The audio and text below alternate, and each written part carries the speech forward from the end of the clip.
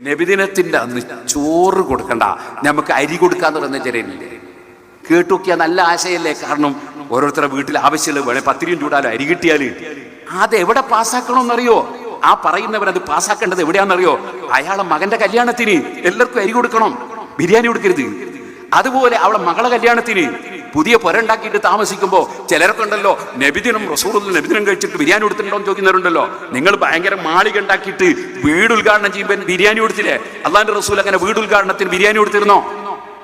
അള്ളാഹുവിന്റെ റസൂൽ വീട് ഉദ്ഘാടനത്തിന് ബിരിയാണി കൊടുത്തിരുന്നോ? അന്ന് പന്തല് കെട്ടിയിരുന്നോ? അന്ന് അത്തരത്തിലുള്ള എന്തെങ്കിലും പരിപാടി നടത്തിയിരുന്നോ? അവിടെ ഒന്നും ഇല്ലാത്തൊരു ചോദ്യം.